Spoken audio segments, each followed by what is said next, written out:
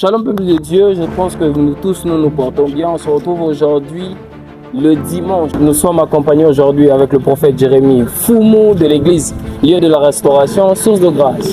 Yes. Papa, ravi de vous encore vous revoir aujourd'hui et que Dieu vous bénisse en tout cas pour le parcours. Nous aimerions un peu savoir, depuis un moment l'église parle sur le thème détruire.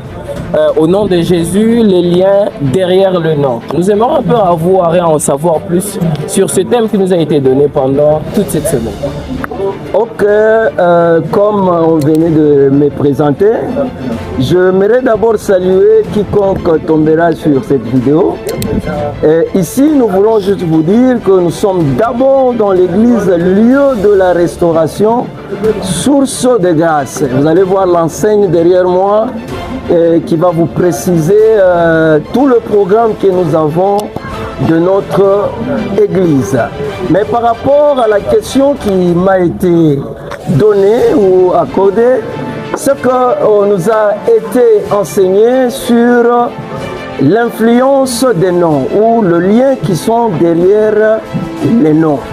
Et nous avons compris que dans cet enseignement, beaucoup de vies n'émergent pas par rapport au nom que nous portons.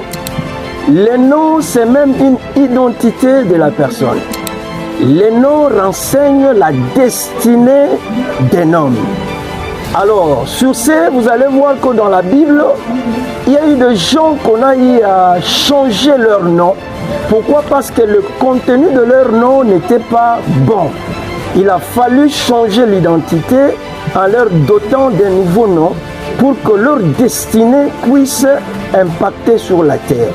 Et c'est ainsi que nous avons été tellement heureux. Et dans cet même enseignement, on nous a aussi enseigné qu'il y a certains qui ne sont pas appelés à changer leur nom. Juste le même nom, mais commençant à détruire le contenu néfaste de ce nom-là. C'était le cas de Jaébet. Jaébet n'a pas changé son nom, selon que son sens dit que c'est les malheurs. Jaébet a juste prié en ces termes: l'Éternel, si tu me bénis et que tu étendais mes limites. Après cette prière, la vie de Jaébet avait changé. Et je crois que toi aussi tu nous suis. Il ne faut pas dire non, ce sont des histoires de l'Ancien Testament.